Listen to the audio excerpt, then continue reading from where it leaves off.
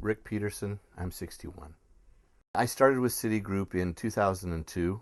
I was hired to help them address some of the regulatory issues, and that kept going. I did that until 2007, when I'm pretty sure I won't forget this date.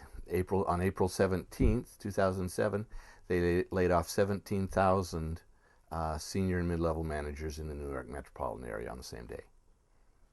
And since that time, I have been looking for work. You knew it was going to happen to somebody. You didn't know it was going to happen to you. I didn't realize the scope of it when from the rumor mill. I didn't realize that there were going to be 17,000 of us all at the same time. I've been through mergers, acquisitions, the sale of my company, several times. I've had to lay people off. I was used to it. The thing that was different this time was that I had never gone for more than a few months. When I got word of being laid off, all I did was float a few resumes around, and before it was done, I had another job. This time, it was a lot more difficult. My severance package lasted 6 months. Oh, we haven't had health insurance since the severance ran out. There was a time there where we didn't know if we were going to be able to make our mortgage payments. About 9 months into the process, it was, I guess, when I hit rock bottom. I panicked.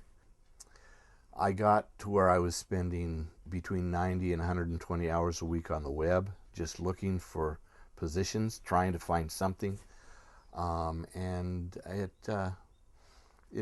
took a real toll, both emotionally and health-wise. I have a wonderful wife, Millie. We've been married for, I guess, 32 years now. We have 6 children, 5 of whom have graduated, 1 of whom is still going to school. Our one daughter is still living in the house with us, which is a blessing for us, because instead of her paying money on an apartment and living by herself, she helps us keep the mortgage payments and food and bills taken care of and things like that. My wife is amazing.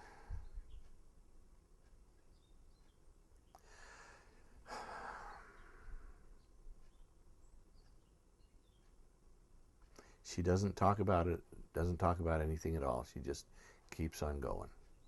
She is amazing. I decided early in my search that any place there was a job, I'd go. Now, Millie didn't happen to agree with me, because all of our kids are out here. And so I decided if the job was right, then I would go by myself and Millie could keep the house. As long as I could sustain her in her house, I'd be happy to go where I had to go.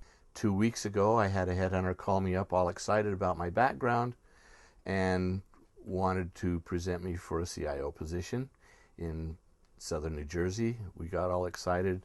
I went through the process of doing everything, the roller coaster. And last week he told me that his SVP didn't want to submit me, in spite of the fact that I'm a perfect fit. His SVP doesn't like the fact that I've been out of work for 3 years. At the height of my search, I was probably sending out I was probably applying to, not sending out resumes. I was applying to between 15 and 30 jobs every week.